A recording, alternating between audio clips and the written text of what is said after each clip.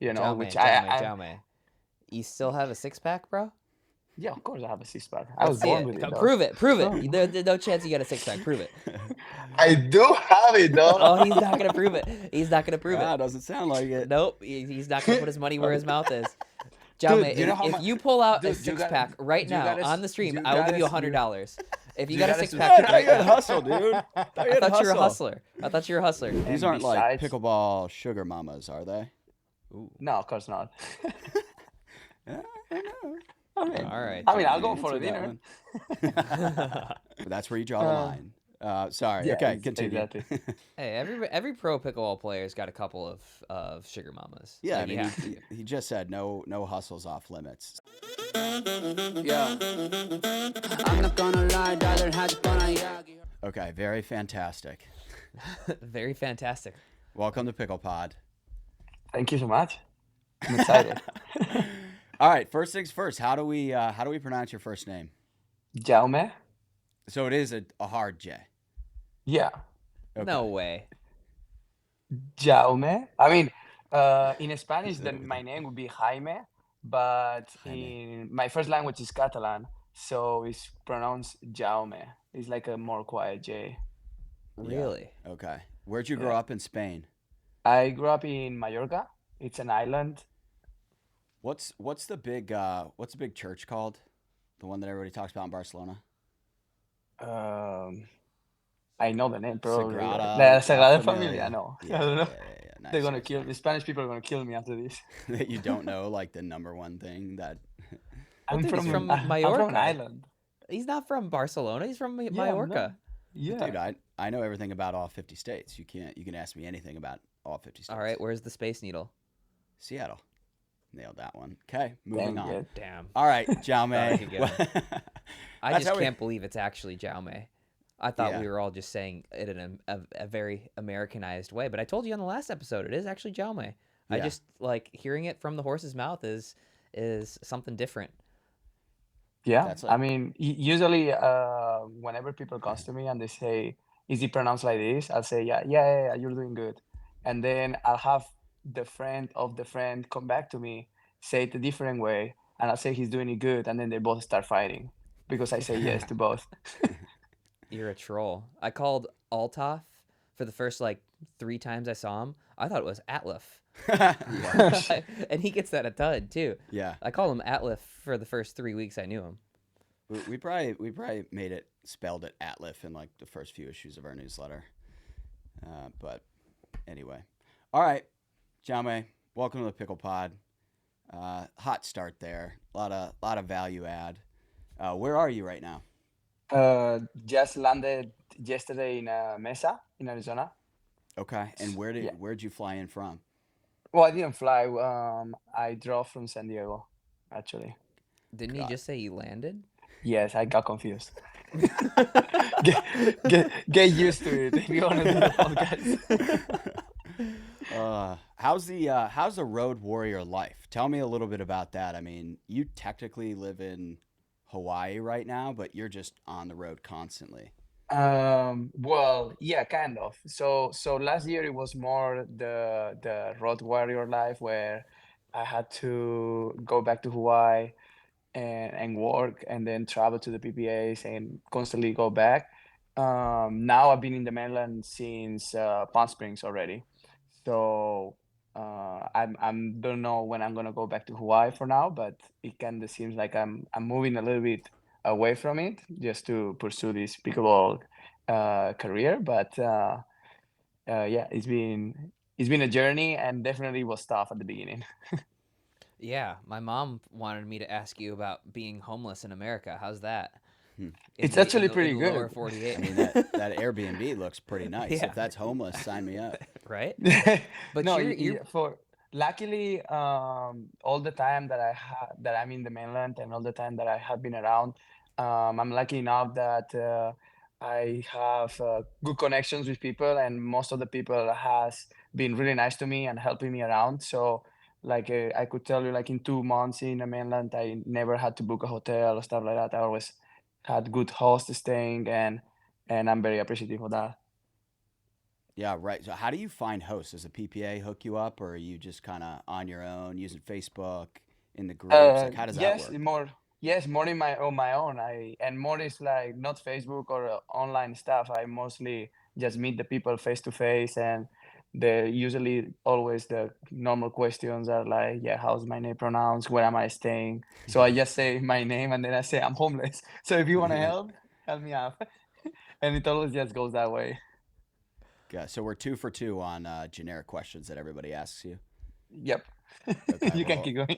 we'll try. Yeah, we'll try and get a little bit more interesting here. No, Okay. no, I got one more all third right, all right. generic one. All right, I like Dude, it. how the hell did you get so good in Hawaii? There's like nobody there. I mean, like there's people playing, but there's no super high level pros in Hawaii. And then all of a sudden last year you come over and you play some incredible singles. Is where you broke onto the scene first. Like, who the hell were you practicing against to then just come over here and beat big names like Ben and Tyson, all these guys? Like, Um, you got a good ball actually, machine or what?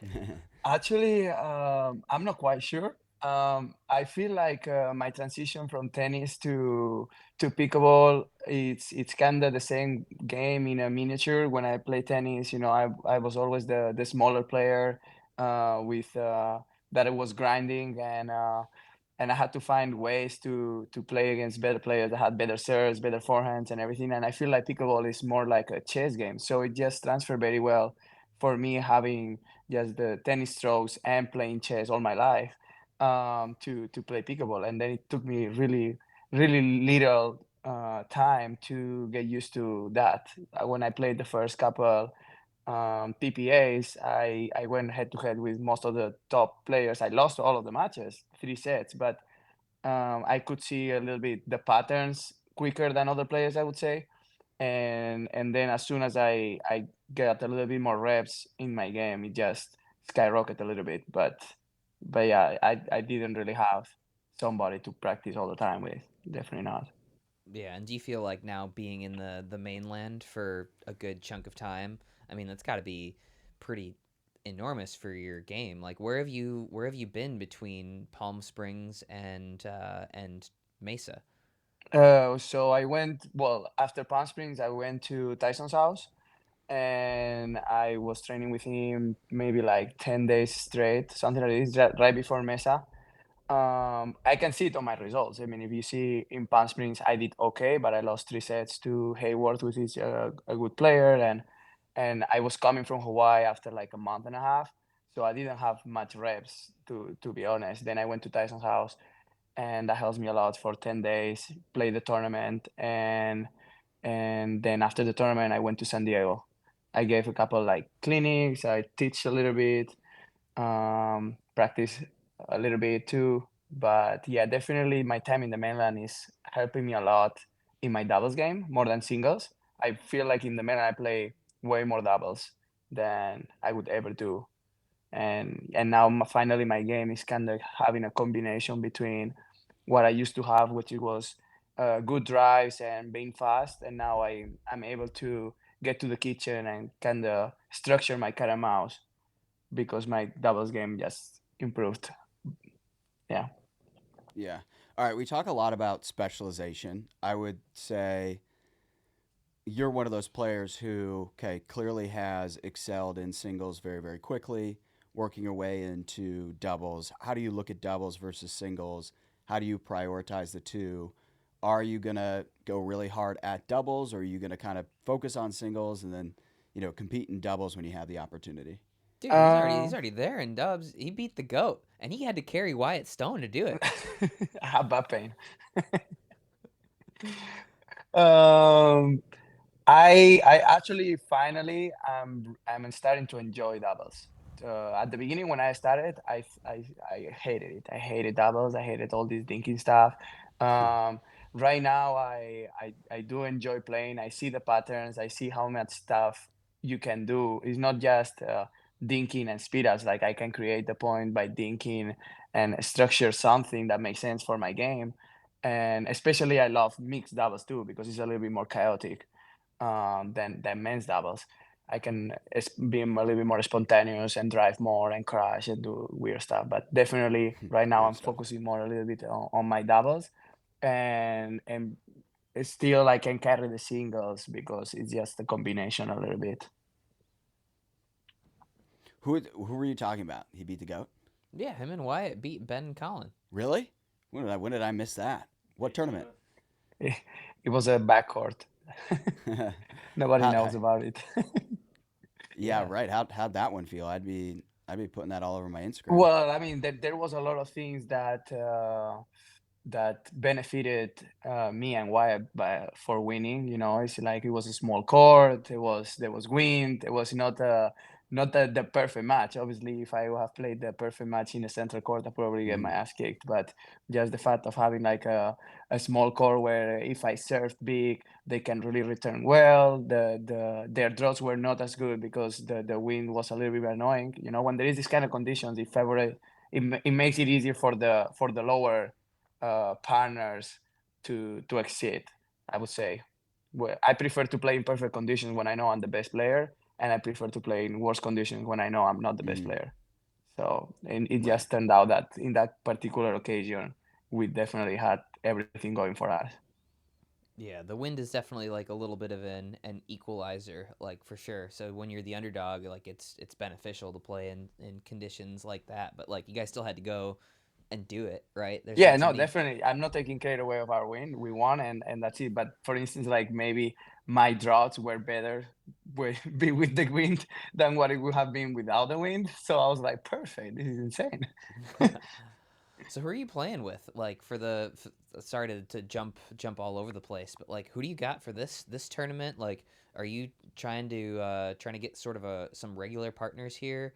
Like, what's your deal for this year in terms of playing? I feel like this year, I think I'm gonna try and play with as many different partners as I can, just because I want to have a feel of everybody's game, of what I like for myself.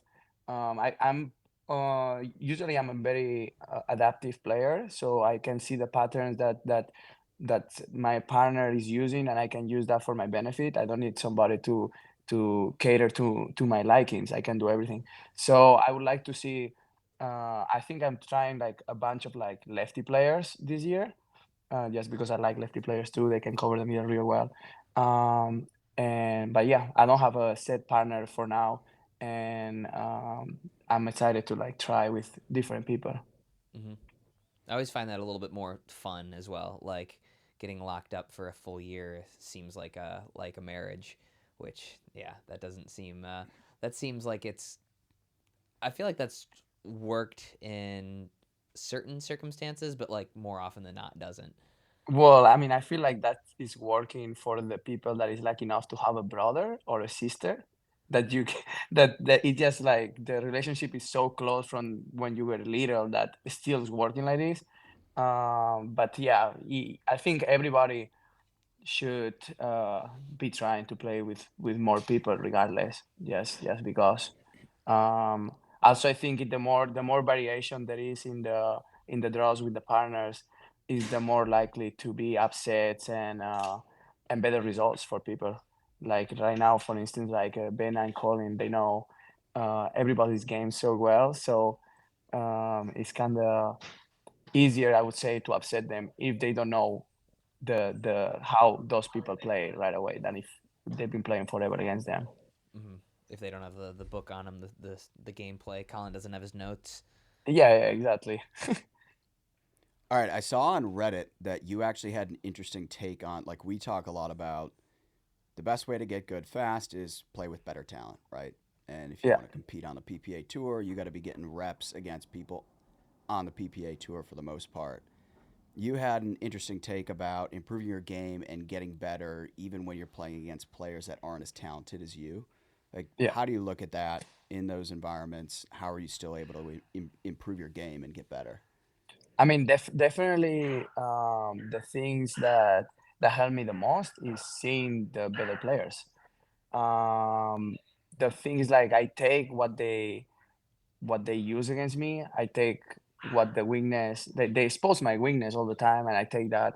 And when I go to back to Hawaii or back to lower players, I try to work those weaknesses for myself, and I try to tell them where to play me, or I try to put myself in a situation where it would be as similar as possible to what I felt, and just work from there. Obviously, there is certain levels that it will work better or worse depending on the difference of the player, but in a perfect situation, you still can work in any kind of thing by just having a player on the other side. Right. Okay. And so you're full time pickle now, right? Yeah, right now as January, I'm full-time pickle. Yeah. No longer the side hustle. This is the main hustle. Well, You're I always side traveling. hustle a lot of stuff, but Like that's what? for Well, fun. Yeah. What else are we doing? so I saw that you are a business owner of Aloha Tennis. Is that something you're still working on? Well, that's always going to be in Hawaii. When I go to Hawaii, I still will give my tennis lessons just because I enjoy the people that I work with, and I just don't want to leave it. It's something that I Yeah. enjoy. Okay.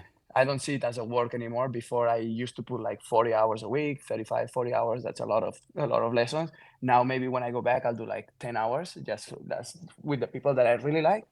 Um, but yeah, right now it's like really, really like stopped those kind of things. And when I say hustle, I mean like I'll do I'll do anything. It's just I just like hustling, honestly. We're gonna Okay. have So to I explore grab that. like Yeah. that Yeah. Right. when We got a when couple I jobs for you. yeah when I went to Hawaii as a freshman, like I literally I was playing in the tennis team, and I would still like cut hair of my teammates. I'll change the oil of mopeds of the students. Just because I'm a hustler. Why not? Okay. Yeah. Yeah. All right. So if Gary today Vee if would today like you that one. ask me, hey, you want to drive this truck for $500? I'll be like, sure, man. Where do you want me to drive it? That's awesome. Okay, so and you are kind of just driving around the country. So your main, let's call them revenue streams, right? The business of Jaume, your Yeah, main revenue streams right now are if you win on the PPA tour, sponsorships. When you go yeah, home, you're kind of doing the clinics and stuff. But yeah. how else are you funding this journey around the country, becoming a pro pickleball player?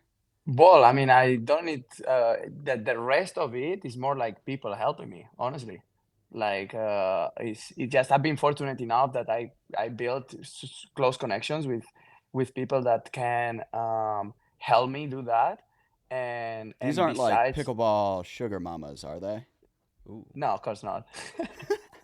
I don't know. I I mean, All right, I mean, don't I'll know the go Jaume. for answer a to that dinner. one. But that's where you draw the Uh, line. Sorry. yeah, Okay, continue. exactly. Hey, every pro pickleball player's got a couple of sugar mamas. Yeah, I Like you mean, have to. he just said no hustles off limits. Oh, So for you, sure. Yeah, you, you you got to He do said it. he would do right anything for after money. right after the final in Mesa, I'm walking back, and this woman comes and she tells me in the ear, do you like old woman? And I say, how much money do you have? And what else is going Yeah. on here? What's She said a lot, but then it just ended up that right there. Oh man, and that was in Yeah. Mesa last time, huh? Last week, yeah. Last.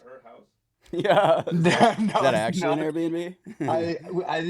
We didn't get to like get the number or the name or anything. I think it was just a funny conversation, like we just passed each other, and that's what came out. Okay, Sure. Jaume, Yeah. whatever you I say. don't know I if I don't know. buy that. No, We'll Dude. no, walk that one back. no chance. Uh, So Thomas and I were discussing before, like it seems like it's getting more and more difficult to break through in pickleball. Obviously, we still have a ton of players who are doing it, whether that's you, whether that's Chris. Players are still doing it. It does seem like it's getting a little bit more tough, and I think the thing that makes it tough is actually some of the financials, right? Like, so how were you able to, before you had any of these sponsors, before you were winning, like, how were you able to fund coming over here, playing tournaments, like getting into it, doing all of the travel and whatnot? Because, I mean, that adds up super, super quickly. Yeah, that's actually my first. So when I was in Hawaii, before I started playing pickleball and I was doing all my lessons and stuff, I had a good life. I couldn't complain. I just was missing the competition side of college tennis and all that. And I always wanted to be, since I was little, I always wanted to be like an athlete, you know. And when I saw there was an opportunity with pickleball, I it took me a little while to say, okay, I'm going to lose money for 5 months at least. But if I believe in myself, I might be able to have the dream of being an athlete rather than just continuing my business and work all my life. So the first 5 months, I definitely lost money uh, trying to play pickleball, and I lost money. I lost sleep. I Yeah. was jet lagged most of the time. Like it was horrible. I didn't like it at all. And but I was seeing that every time that I played the tournament, I was getting closer to the results that I wanted, and it was just later on, after like 5 6 months, when I did a couple good results and I started reaching out to get sponsorships. And most of the sponsorships that were being offered to me were like either super low and very long term, like 1 year 2 year sponsorship with like really low, which that wouldn't work out for me because that puts me in a position where I'm still losing money even if I have a sponsorship. And so the only company that trusts me a little bit at that time, that it was new too, it was 6-0. Mm. And I was, what I was asking for myself, I was approaching the companies and I was saying, hey, if you give me like this little bit amount of cash, I promise you I'll commit 2 months, I'll go to the mainland and I'll play all the tournaments, and then we can see if I have potential or not. So it was a little, basically an investment for a company to just give me like Right. 6 grand in cash or something, and me committing to playing 8 tournaments or whatever amount there was from June 1st or from May 20th to end of July, and then just living my life, not working in Hawaii and doing that. And then the only company that said, okay, fine, we'll give a shot to you, was 6-0, and that's how everything started. And right after they give me the money, I went to Tyson's house. I trained 10 days, and then the first tournament after that was Dallas, where it was my first silver medal. And then Right. from there, it was just another couple medals and stuff. So, and that's how everything got started. So tell us you've renegotiated with 6-0. Tell us they've given you a pay increase now, huh? Well, now it obviously, like it makes it possible for me to really go full time, Mm-hmm. if that makes sense. Like that's Right. what that was my goal from the beginning, from January. It was to just not do like halfsies and be able and have like breaking even with my rents and stuff like that, you know. I moved out of Hawaii a little bit, put my shit on my car, came to the mainland, and now I'm just going for it. You know, it's not gonna be like last year. I kind of did pickleball with my potential, but it was half half. I didn't train as hard. I Mm. didn't put a commitment on it. I was just doing it because I have fun. Now I have fun, but I also committing to it, and I want to be the best I can and see where I can go this year. Mm-hmm.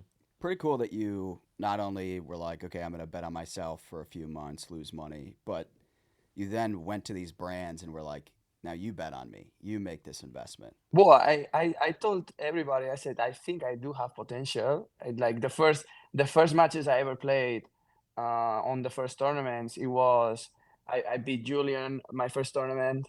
I lost 11-9 on the third against JW. I lost 11-9 on the third against J. De Villiers. Like every round I was coming out of quali was a top seed. And Mm. all the matches that I've done, it was really close matches. I was losing because I didn't have experience. They brought me the cat and mouse, and I could not, for my life, win a point in cat and mouse. Yeah. So I knew as soon as I learned that, everything would change, and that was exactly what happened. And I just needed a company to give me a trust and give me a little bit of money to go on it, and the exchange is the same. Now I'm loyal to 6-0. If it would have been another company, probably I would still be loyal to them Mm. for giving me the chance. So yeah. That's pretty cool. Okay, so you talked a little bit about some of the sponsorship dollars you were offered, and you said, this is too low. This isn't good enough. I think the listeners would be curious to hear, like, what does some of those offers look like? Are these like a couple $100 a month, or are Yeah, no, we? something too low. For instance, you would be you get no money a month. They pay your registration fees, and per match you get maybe $50 or $100 every time you win a match, and then maybe you get a little bonus every time you medal, for instance, and Right. that would be like a year deal, right? So even if I would be medaling and all that, still registration fees are like five to $600.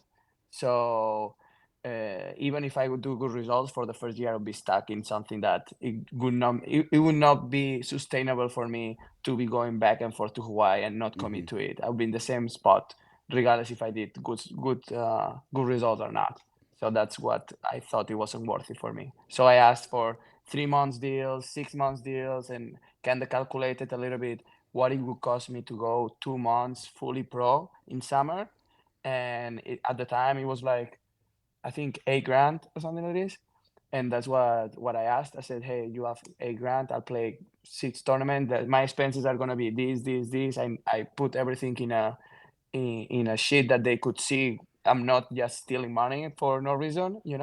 And then from there, I did all the tournaments that I said, and it turned out good. And then everything just became better from there. Yeah. How long? When do you finish up, or like when is your contract up with 6-0? I think you just renewed, didn't you? Well, I just renewed yesterday. Yeah. Oh, nice. Congrats. Yeah. Thank you. Very cool. Very cool. So is that a year deal? Like, what are you? What do two you guys? years deal. 2 years. Okay. Yeah. Nice. 2 years So with an option of third. Yeah. perfect. So this contract renewal must have been like, look, at first you're just looking for somebody to make the bet on you, right? And 6-0 Yeah. was the only one. Like, but now that you've had all of these results, like you've beaten the top players in the game, this time around, the deals must have been a lot better, huh? Well, I mean, one of the things that I always said to all the companies too, it was I would like a contract that starts me where I am now, which it was at the time it was like nobody, so you could start me without paying me, just give me the registration fees. But if I would do good and all of a sudden I'm top 10, then that contract would put me as the top 10. Mm-hmm. Like the problem that I had is that nobody was wanted to do that kind of a contract. They wanted to do 1 year solid, and I wanted to do 1 year where I start in a certain place. But if I perform good, that performance brings me to me being able to make some money and commit to the sport. Mm-hmm. So right now the contracts that I always try to negotiate for myself is performance based, where if I do good I earn money, and if I don't, you don't pay me. That's fine. That's what I think is fair for a company and for a player. That, like, it obviously there is different kind of deals going around when there is a guaranteed basis and all that, but me, I'm always been a fan of performance if you believe in yourself with higher upset, and I think it's better for a company too, in terms of protection for themselves too.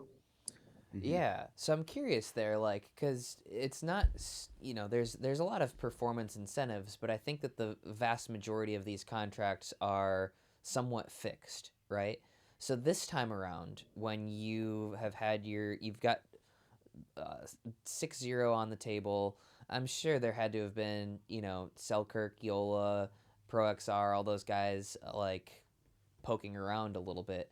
Did you, like, mention this form of contract to them, and like what was the general sort of Well, response to this like performance right now based? I'm in a different position because that Josh is taking care of that. So he was the one negotiating this kind of stuff. Back then I didn't have an agent, so that's what the terms that I was trying to put. Obviously right now, because of the way that I want to commit, I prefer to have a little bit of both goals. When I have a little bit of a guaranteed salary, just for me to calculate. For instance, if I want to commit, if I want to have a personal trainer, if I want to do have expenses as an athlete, then I can calculate that. If it's only just fully performance based, then I wouldn't be able to calculate what could my set expenses be to upset that, and then I will be always stressed about the results, right? So this time around,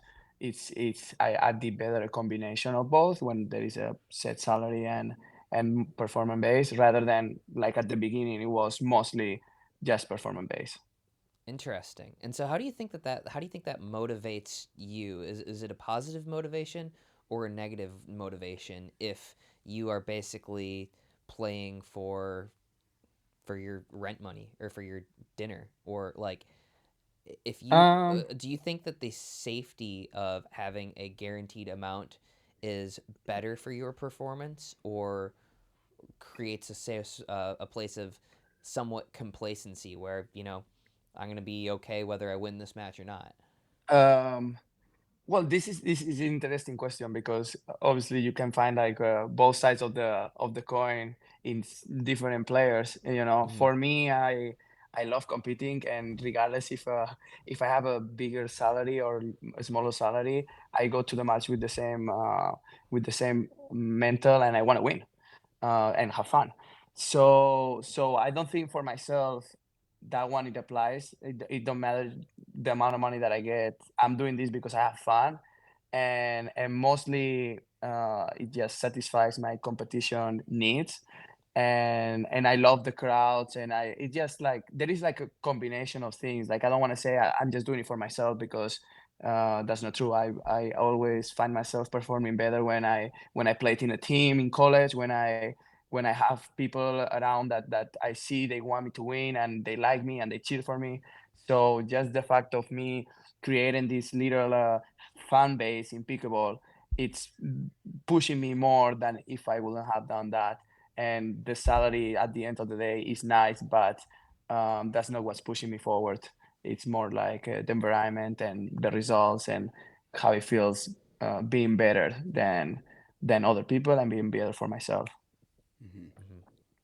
Interesting. So let's say you have $100,000 sitting around. Like, how are you investing in Jaume if you sign a six-figure deal with 60? What's that money going to? Um, Well, at the beginning, it's not gonna go anywhere. I'm gonna just keep going, doing the same thing what I'm doing right now because it's working. Now, when I will have a little bit more than that, I would probably try and set up like a mainland home where possibly if there will be a court around or in the home, that would be way better. And try set up something where I could have clinics in my house, teaching, have other players coming to me like just like in a middle position of everything, not in Hawaii or not in Florida, just something in the middle, maybe Arizona, Texas, something like that. Dude, come to Austin. And or Austin, yeah. Open invite. And perfect, I'll be there. And so and just going from there, my goal besides being an athlete is also setting up other income ways for me to earn money besides pickleball. And I've always been a fanatic of business, so I love business, and I think there is so much opportunity going around. So definitely, most of my money will be going to things that will pop up on the future rather than spending it right now.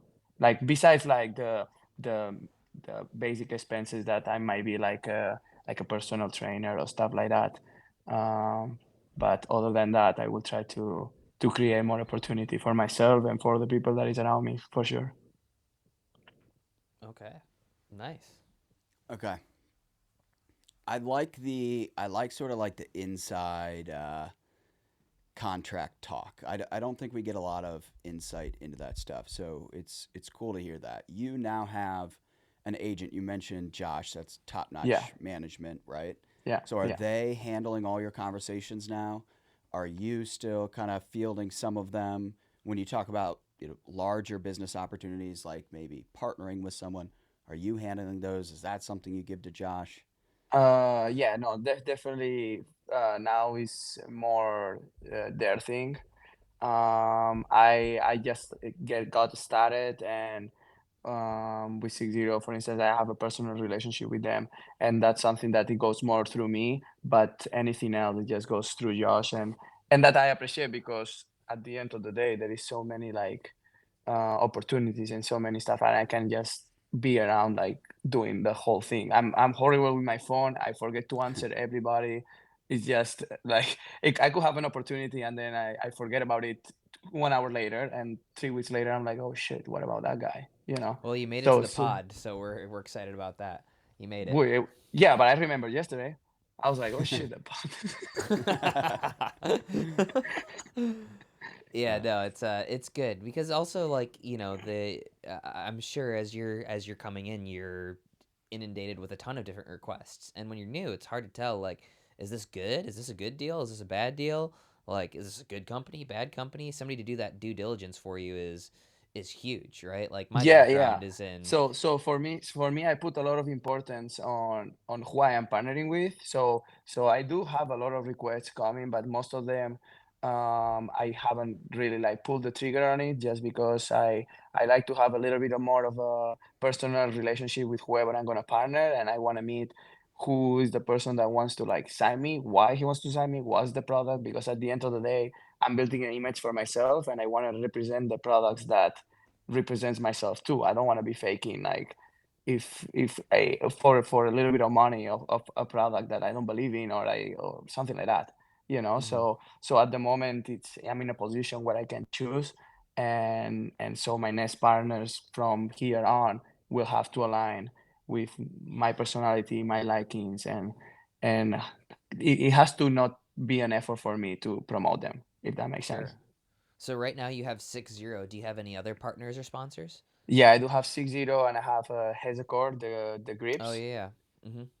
Yeah. And for now, I only have those two. Gotcha. And what are you looking Yeah. for? Because I think, there's people listening, there's brands listening and Yeah, whatnot, pitch and yourself. yeah. Well, definitely some clothing. I'm pretty fashionable, so yeah, clothing. Yeah, I don't know what our opportunities will be, but definitely clothing, maybe an energy drink. Yeah. Anything for massage, things that I use in a daily, like a massage gun, stretching things, stuff like that. I don't have anything, and I would definitely be open for a conversation for that. I like it. Hopefully, you get some inbound from coming on this pod. Perfect. And if you do, it's 20% back to Yeah, us. right. Perfect. We forgot to have you sign that contract before starting. I want to ask you two something. So, in these negotiations, conversations with potential sponsors, brands, businesses, to what degree does building a social media following and having a digital presence matter?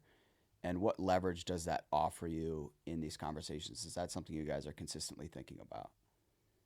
Yeah, definitely. I would say that's one of the most important things.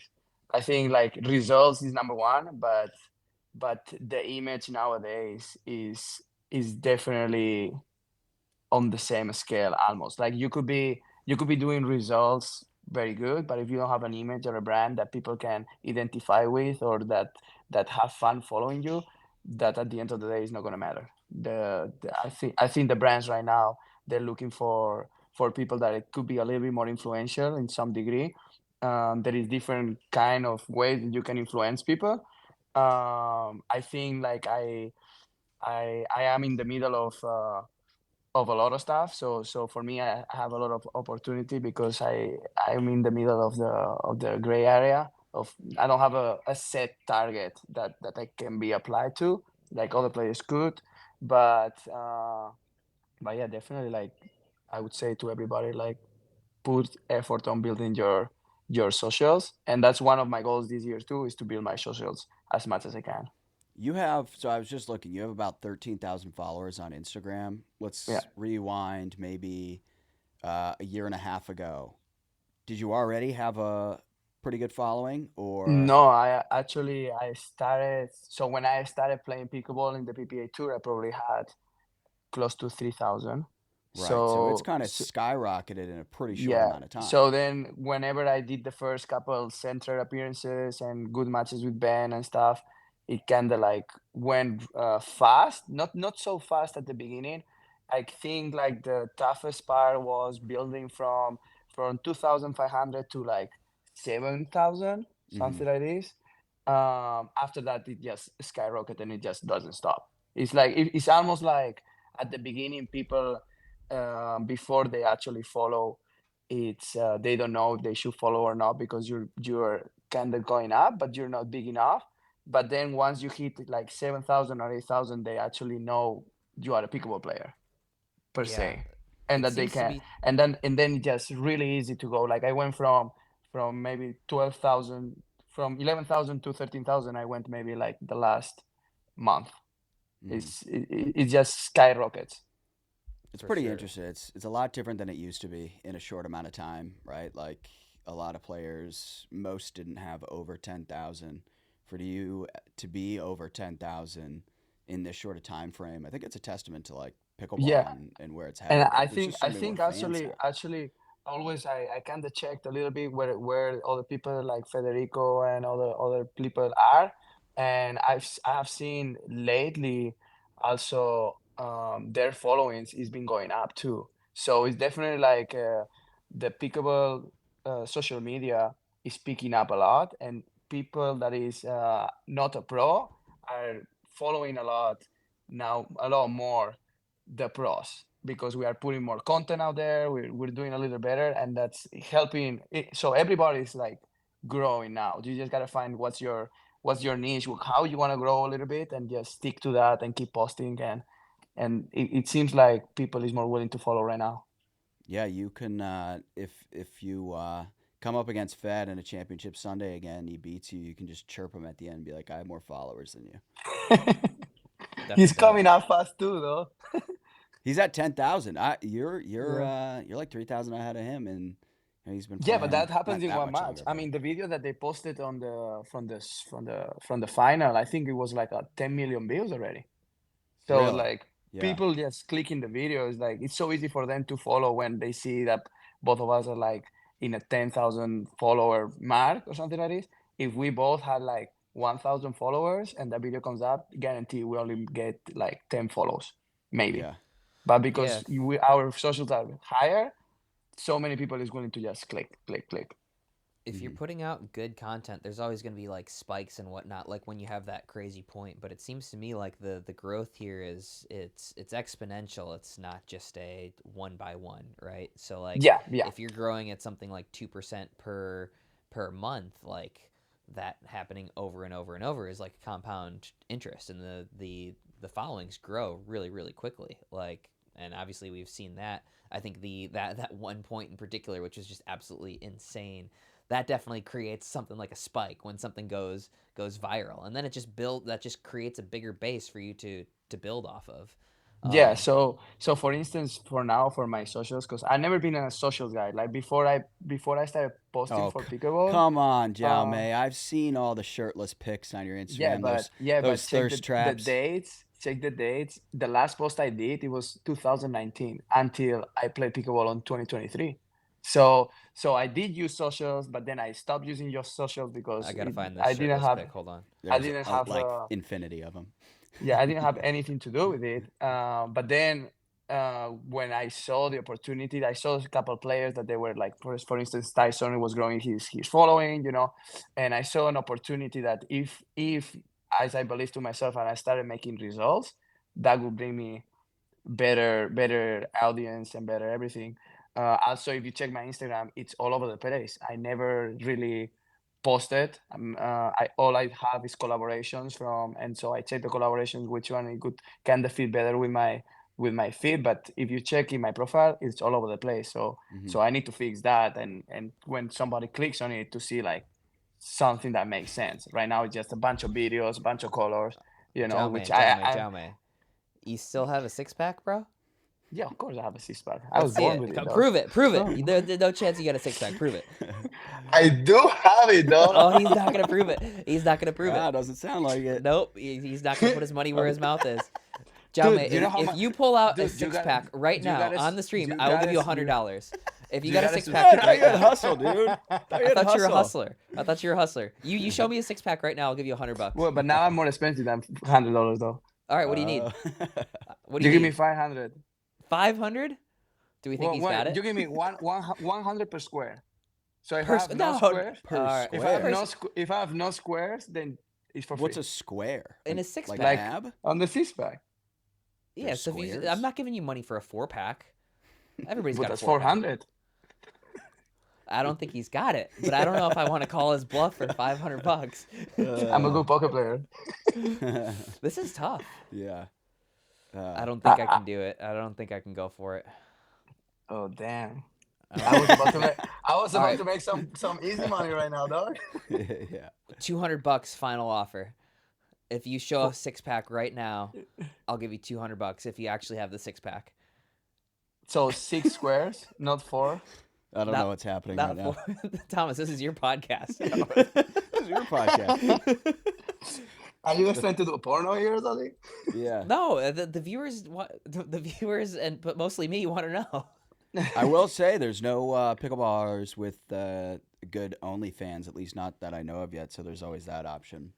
If Yeah, maybe all when else I get to 20K followers, maybe I'll think yeah. about it. Yeah, drop the OnlyFans. I like it. Right?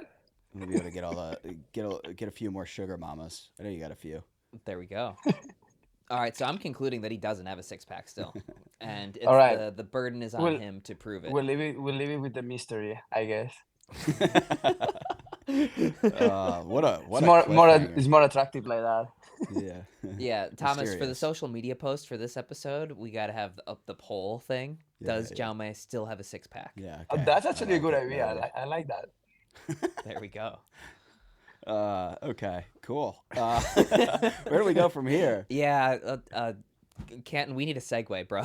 I got a segue because there's just one question I want to ask you about because I mean you were grinding kind of the tennis scene for quite a while. Played Yeah. college tennis. I think you had a D2 national championship. Was it at Hawaii Pacific, right? Yeah, Hawaii Pacific, yeah. And then you were grinding the tennis scene. So were you trying to go pro in tennis? I have a note here that you were a hitting partner for Rafa Nadal for some time. Well, so what happened is back when I was younger, like 14, 15, 16 years old. I did go pro. I did play futures.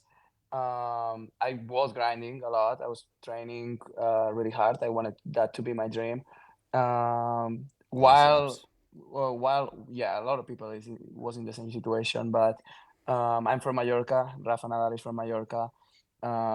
Being an island, really small, all the coaches know each other.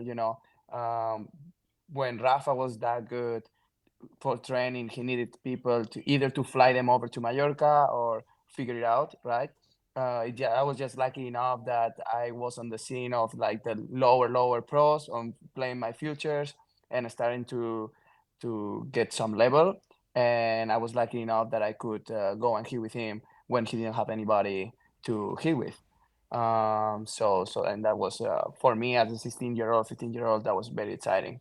Then after that, run out of money. Like playing futures and playing tennis is like a bunch of traveling, especially when I'm from an island. Also, I didn't come from a strong financial structure at home. Nobody in my family ever studied college or anything, so it's like pretty humble family, in an island. What else can you expect? Ran out of money at 16, quit tennis. After that, later on, I decided to go to United States by chance, and it turned out to work well. And I ended up in Hawaii, which that's where everything began. But yeah, for the last 1 year and a half or two before I went to college, I didn't play at all. I was just doing my thing. Okay, we had one geography lesson earlier. I have another one. When you fly from Spain to go to Yeah. Hawaii, do you fly east or west? You could choose. It's the same amount of time. Is it really? It's Yeah, like other you side of could- the world? It's like literally 12 hours apart. That's So wild. yeah, it's literally the furthest you can go, and you could choose either side. But going through Asia and stuff, it's probably tougher. So I never went through that. So Probably good luck. you said your Yeah. family, no college grads in your family. When you tell no. them you're going to go literally to the other side of the world to play college tennis in the U.S., how do they feel Yeah. about that? What's the response? Well, I was always being a little like adventurous. I was never like really home. My parents were divorced at the early when I was younger, and so I never really had these family conversations and stuff like that. I was just doing whatever I wanted. I was like, okay, I'm going. When it happened to the United States opportunity, it comes from a recruiter that contacts a coach that was my coach, and it goes through this. He calls me, he's like, hey, would you like to go to the United States? I'm like, sure, man, whatever. and it happens like that. And then I just tell my dad one day, hey, I'm going to the United States. And he goes like, what are you talking about? And he's like, you don't even speak English. I was like, watch me, man. And I left 10 years ago, and I just never came back. I went back maybe like 5 times in 10 years, and it's been great. Are they following your pickleball journey? What do they think of that? Boom, my dad just found out that I play pickleball like maybe a couple months ago, and he at the beginning he thought I was just joking because he's like, what is this, man? Did he know what it was? No, he had no idea what it was. Is there But any like pickleball scene in Spain that you know of? well, now it's starting. Like, Yeah. and I got contacted in social media for a bunch of clubs in Spain, and there is finally the first courts built in Mallorca in the island, and so it looks like it's picking up quite a bit now. I have a question for you. Is somebody playing pool in the background? That's It what it sounds like sounds somebody's like. playing billiards. Yeah, Hayden and Colin. Can you tell Hayden and Colin to stop playing pool? Also, this Airbnb again sounds sick. It's Got a pretty pool sick, table. actually. You want to Which see? one of them just hacked up a lung too? Who Yeah. is that? Who, It's pretty sick. damn. Damn, homeless doesn't sound so bad. Yeah. Yeah. It's not that bad. Yeah, Colin is my sugar daddy for the week, so That's not a bad sugar daddy. Wait, tell Yeah. them for 20 more minutes to stop playing pool. Actually, Hey, 'cause it's Hayden. very loud. Can you stop playing for 20 minutes? They're giving me shit, that's why. Is that Hayden Patriquin? Yeah, Patrick Quinn. Tell him we got to get him on the pod. Tell him to come. Tell him we want him on the pod. They want you on the pod if you stop playing pool. Zane? Yeah. You gonna come say hello? Come on, come over. Come on, papi. He's gonna put his shade now. Oh yeah. He's gotta rep We the know brand. Callan. The That's personal my brand. guy. What's up, Hayden? Goodness. Look at this. Has got to be a first. Yeah, Yeah, Sure. we're boys now. We're best friends. Hayden. When are we getting you on the pod? Hayden, when you going to the pod? Eminem Jr.'s touring. Huh? He says that he just went on it. No. All right. We'll follow up. Dude's so lost right now. Yeah. So who else is in that house with you? Callan and my boys from Hawaii, Marcel and Fook. Do you guys? Is What there was the second guy's name? Yeah. Marcel and Fook. This is just reminding Yeah, me bleep of that out. Austin Bleep that out. Powers. Yeah. You remember that one scene with the twins? Fook Fook me and Fook you. Yeah. Hey, what's up, bro? Hey, you into pickleball at all? You into pickleball? No? Alright. I've got a nice little side hustle going here. I basically just show up at pickleball courts and I bring some products that they might need, and I slang pickleball products. With pickleball being such a hot sport right now, there's a lot of different products coming out and it's hard to keep up with. So I just basically bring the products directly to the customer right here. Hey, bro. Hey, you're looking thirsty out there. You need one of these ice shakers? You know, to be honest with you, though, all I'm really doing is I just subscribe to the pickleball box, and it comes straight to my door with all the hottest pickleball gear in here, and it's like $250 worth of stuff, and I get it for 99 bucks. Hey, Donna, I got that new Fila zip-up you were asking about right here. Yeah, that pickleball Fila zip-up, yeah. Yo, these pickleball junkies, man, once you give them a taste of that new product that they got coming out, they can't get enough of it. Hey, Tom, weren't you asking about some pickleball socks, man? I got some socks right here for you, brand new. Yo, did y'all need some sunblock? Was somebody asking about some sunblock? Hey, what's up, bro? You want to check out what all I got? Yeah, come check it out, man. Check it out. Wait. Cops, dude. Cops. Be cool. What's up, officer? Good day? Having a good day? Good. All right, check it out. Okay, so yeah, we were talking about, your parents, your family, following your pickleball journey now. Are you like sending them videos? I mean, you were on SportsCenter Top 10. Do you send that to your family? Like, look, I told you I was gonna No, go not do really. something cool. Really? Honestly, no.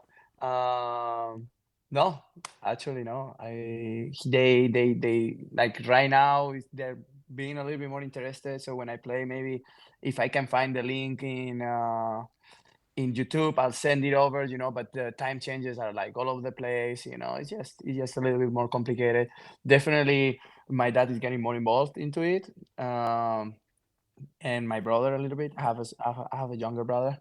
Um, but yeah, not not over not too much, I would say. Right. Yeah. All right, little transition here. Who do you think are the top 5 men's singles players right now? Like when you see there's 5 players in a draw that you would like to not see. Who are those top 5 players? Ben, Tyson, Fed, J-Dub. Um, and then I have a combination of players. Like I would say those 4 are my first 4 picks. But then I think everybody else is kind of in the same level, I would Hmm. say. It just depends Yeah. on the day. But Yeah, who those else is 4, in like that? like for me, for instance, to play against J-Dub, it's really hard because he likes to play cat and mouse a lot, and it just pisses me off. But other players that I would say that they are all really good. They could be like a fifth position. It could be definitely Kwon, definitely Chris Hayworth, definitely Dylan. Like it just depends on the days of how the game is, but Hmm. those players are the ones that when I play them, if a player has a big weapon per se, like Kwon has really big drives, if he's on, then anybody will have problems playing him. Yeah. If J Dub's cat and mouse and drops are good, everybody's gonna struggle playing with him. Same with Tyson and his forehand. Every player has something that it becomes a major weapon at certain times, and those players are the most likely for me to put them higher um, Right. for myself. For me, I'm a pretty balanced player. I would say I have good drive. I can move fast, so I can adapt to all those players and beat them in a good day. But definitely, those are the ones that if they have a good day, it pisses me off to play against them. Yeah. Did you mention Christian as well? Did he? Because he's up there, don't you think? Yeah, Christian is a good player. For some reason, the last times that I played him, it went my way in straight sets, and I kind of found the how to play him a little bit more than with others. Now I haven't played him in a while, so and he's improving super fast. So maybe the next time I play him, he might kick my ass. But but yeah, I haven't had the chance to play against him in a while right now. Like the last time I played against him, I think it was Seattle summer last year, and then from Mm-hmm. there I never saw him again. Hmm. So it's So it's been the it's been like quite a while to s- until it happened. yeah. What would you say is the game style that like gives you the most issues? Because you mentioned a lot of players across the spectrum. You got Ben who's got big forehand and great cat and Yeah, mouse. yeah, Tyson is similar in that way. Big forehand, cat and mouse. Fed's got a little bit of everything. J Dub, same forehand, cat and mouse. Dylan, pretty much all cat and mouse. Now yeah, adding those better passes like Kwang Dong, zero cat and mouse, just blasting passing shots, and that's yeah. sort of similar with Chris Hayworth. What is there a certain style that like bugs you, or that you feel like you on the flip side do really well against? So the style that bugs me the most is definitely the cat and mouse. Now, if Really? I have a good day, like right now, I feel very comfortable with the cat and mouse. So right now, you find me inviting the player to come play cat and mouse because I feel so comfortable. Until now, the game that bugged me the most it was the cat and mouse. Now I'm not sure no more. Now I think like a player that it really takes effort for me to play somebody like Fede because we both can play cat and mouse, we both can drive, we both can run. So it's kind of hard to find holes on games that he does probably the same thing that I would be doing too. So it's like playing against myself a little bit. When I play now against players that drive a lot or that drop a lot, I kind of have my different strategies to go against them, and if they work, it will go my way. It's just a mental fight between both of us who is doing better. But definitely a player like Federer right now is what my most exciting match like to play. I really like to play against him, but also I know that it's never gonna be straight sets. Like we played 3 times, and the 3 times we went 11-9 on the third, and it's always been a long match and exciting. Yeah. All right, rank these 3 players in cat and mouse: Ben, Federico, and Dylan. Best to worst, cat and mouse. Damn. Okay. Cat and mouse just at the kitchen when you are in the kitchen, or cat and mouse going into the kitchen too with the drop. We'll count cat and mouse as anything that is not sort of like an outright passing shot. Okay. So I will rank from transition zone to cat and mouse and coming into the cat and mouse. I would rank Fed number 1. Okay. If I have to rank coming from the baseline, I'll rank Ben number 1. And if I have to play just cat and mouse, putting a ball in play from the kitchen, I'll rank Dylan number 1. Such a fucking politician. Unbelievable. Well, if you tell me, okay, that's a very good answer. Okay, if you tell me, okay, you're gonna play up to 11 just in cat and mouse points, 1 versus 1, and the first ball we are both in the kitchen and I fit it in, I think Dylan is the one that is best. Let's say for purposes of this conversation, you know the game that you play in tennis where you drop the ball off the net. Yeah. You drop the ball off the net to start the point. Yeah, Which that one has of to those players that would be wins Dylan, that tournament? 100% Dylan. I just can't read him for myself, in my opinion. He puts the paddle open and he does a flick, and I don't know where the ball goes. I hate to play cat and mouse with him, and I don't like when he comes. I try to give him back. Like luckily, the times that I play with him, the drops, he was not dropping as good, or he has a little bit more trouble coming in before because I was serving big on purpose, returning big on purpose, so I don't make it easy for him. But definitely I hate being in front of him in the kitchen. And when he comes. Yeah, because he's still fast too. It's not slow. Like Ben picks the spots really well, but I think I'm a little bit faster than him, so I still can defend myself on that. With Dylan, I just don't like it. Gotcha. Yeah, now watch me. Next time I play Dylan, he's just gonna cat and mouse me all the time. Thanks to the pod. He's listening to this. Yeah, your opponents are all listening to this for sure. Yeah, no, he's doing that anyways. So it just, in any case, it's just gonna make me better anyways. So yeah. All right, what do you think from here? What do you want to? What else should we chat about? Any pickleball news stuff? No, we're gonna save all news for next episode. I think that's good. I think we're just over an hour. Okay. So we're in a good spot. Jaume, thanks for coming on. My pleasure. Good luck in Mesa, and then you're coming to Austin soon. Yes. Okay. Love it. I like it. Yeah. Thanks for popping on. Appreciate it. Yeah, my pleasure, man. Thanks for inviting. Take it easy. PicklePod. Bye. Yeah.